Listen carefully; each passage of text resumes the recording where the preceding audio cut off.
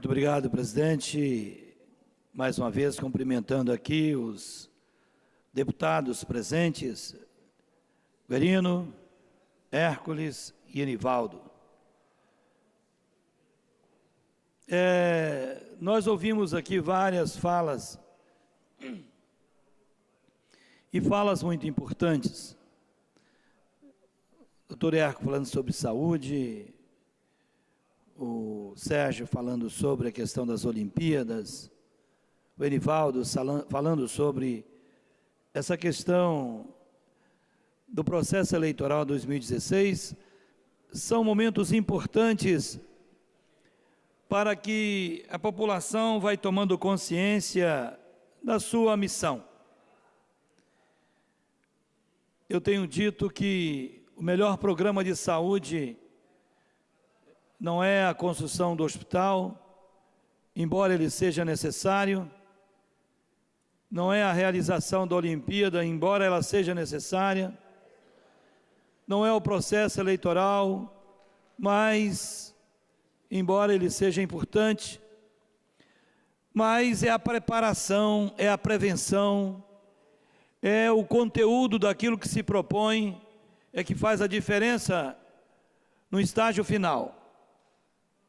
Nós podemos construir milhões de hospitais, mas se nós não fizermos o básico, que é o saneamento básico, que é a fiscalização em cima do uso abusivo, da aplicação de veneno, totalmente liberada em cima dos nossos recursos hídricos, em cima dos nossos alimentos, da população, e muitas vezes sequer a Secretaria de Estado ou do município revela o grau de contaminação e morte pelo uso do veneno. Nós podemos falar muito sobre essa questão da violência, da ausência dos resultados positivos, mas enquanto nós não trabalharmos as políticas públicas lá onde o povo está, lá nos bairros mais afastados, onde existe uma população mais densa, com crianças e adolescentes mais desprotegidos, se nós não trabalharmos a cultura, o esporte, o lazer, a convivência, a harmonia nesses lugares, nós não vamos ter jamais resultado satisfatório.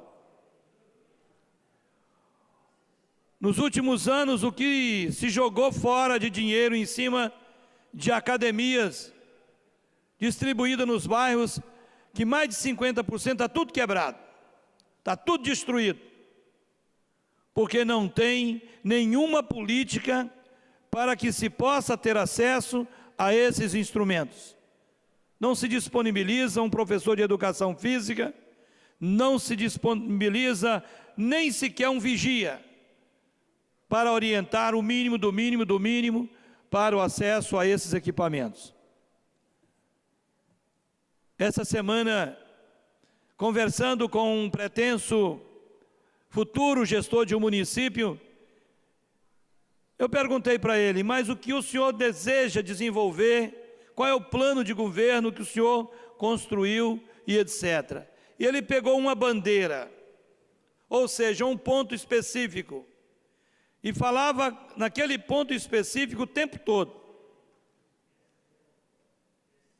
Aí eu perguntei, e as outras áreas? Aí uma hora eu perguntei para ele, qual é a principal fonte de renda desse município? É a agricultura. Mas o que o senhor tem no plano de governo do senhor para a agricultura?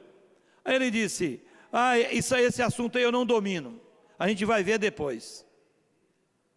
Eu disse, mas se ele que pretende ser um gestor desse município não domina o principal assunto, que é a fonte principal de renda do município, como é que ficam as outras coisas?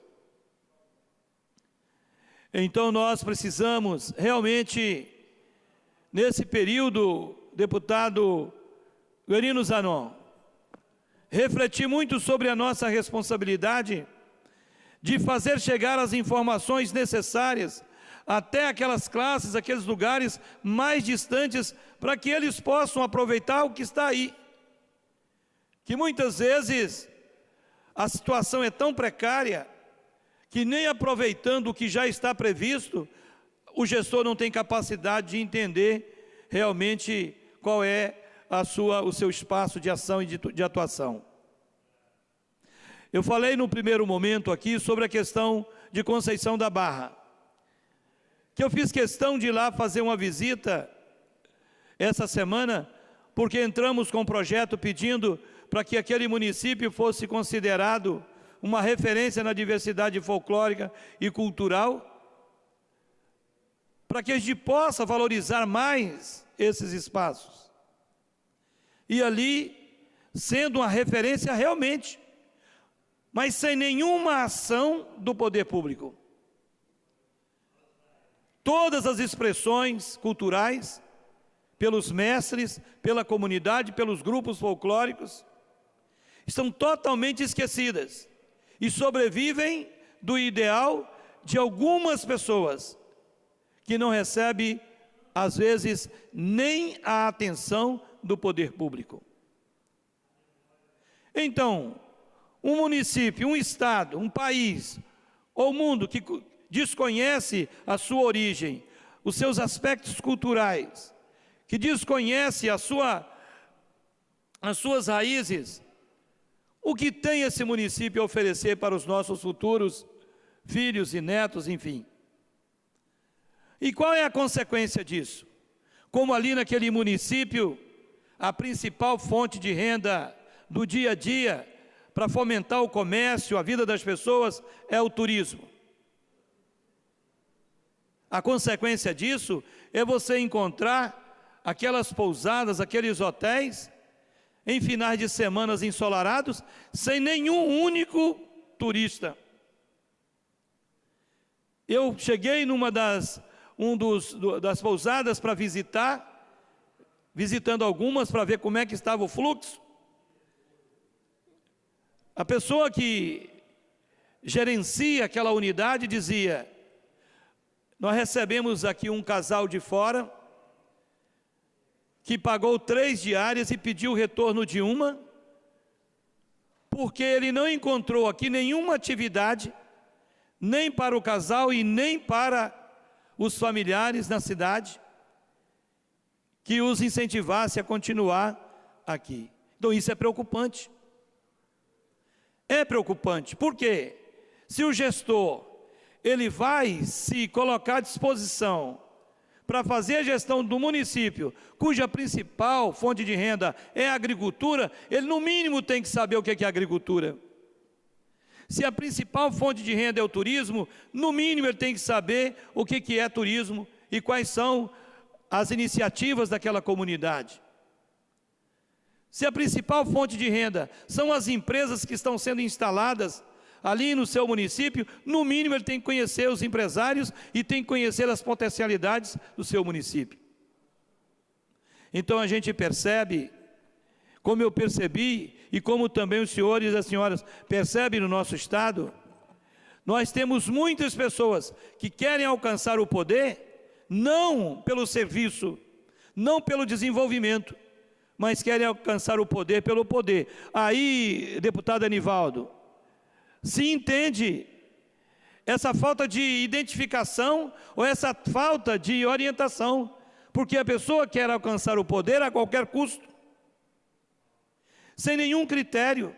Para ele não interessa se o município dele vai desenvolver ou se está desenvolvendo, mas o que interessa ali é se ele vai ganhar as eleições ou não. E o município fica totalmente estagnado. O município fica totalmente distribuindo desqualificação de vida para todas as pessoas que ali residem. E durante, principalmente, a chegada final das eleições, os candidatos estufam o peito e começam a destilar calúnias e farpas para todos os lados. Quem sofre com isso é a comunidade. Quem sofre com isso é a população. Então, mais uma vez, eu gostaria de estar registrando aqui a importância de, nesse período em que os eleitores, eles estarão avaliando o comportamento dos seus representantes, que eles possam investigar com aqueles que estarão se propondo a fazer a gestão nos próximos 4 anos, quais são os seus planos de governo e como esses planos foram construídos. Se foram construídos a partir das informações das redes sociais, ou se eles foram construídos a partir da convivência com as pessoas do município. Quero registrar aqui também, hoje, a reunião da nossa comissão em defesa da agroecologia. Todo mês se reúne aqui na casa, na parte da tarde, refletindo os principais pontos que nós estamos desenvolvendo dentro desse segmento.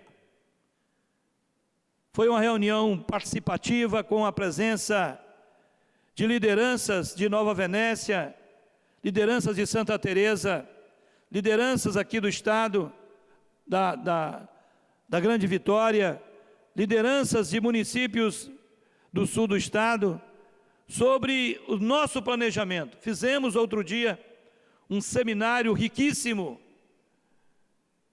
trabalhando o tema com muita profundidade durante 2 dias.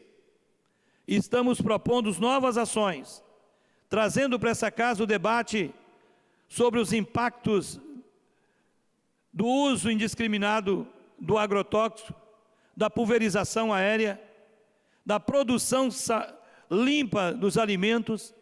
Então nós teremos nos próximos meses alguns eventos para que a sociedade ela possa ter acesso a essas informações e tomando livremente as suas iniciativas e assim dando continuidade ao seu trabalho. Então eu quero parabenizar esses membros voluntários do Conselho, da Comissão Parlamentar, da Frente Parlamentar de Agroecologia e Defesa da Agroecologia, que todo mês voluntariamente vem a essa casa para debater o assunto.